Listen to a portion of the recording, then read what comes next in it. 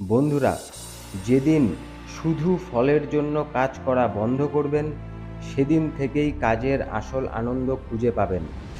একজন দক্ষ ভাস্কর প্রতিদিন হাতুড়ির আঘাত গোনেন না। তিনি জানেন প্রতিটি আঘাত অদৃশ্যভাবে পাথরকে বদলে দিচ্ছে। শেষ আঘাতটি মূর্তিকে প্রকাশ করে, কিন্তু তার পিছনে থাকে শত শত অদেখা আঘাত। আমাদের জীবনও ঠিক তেমন।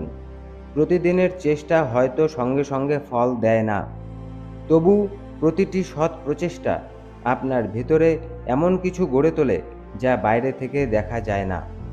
যদি প্রতিদিন শুধু ফলাফল মাপতে থাকেন, তাহলে খুব দ্রুত ক্লান্ত হয়ে পড়বেন। কিন্তু যদি শেখা, অনুশীলন আর উন্নতির প্রেমে পড়তে পারেন, তাহলে পথটাই আপনার শক্তি হয়ে উঠবে।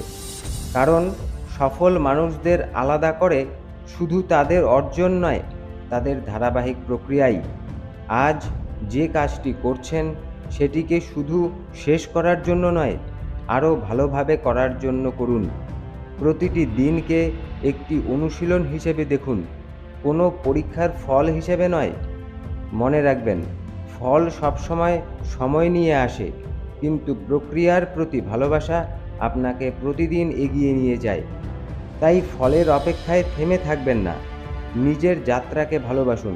কারণ যে মানুষ প্রক্রিয়ার প্রেমে পড়ে, সফলতা একদিন নিজেই তার দরজায় কড়া নাড়ে। ধন্যবাদ।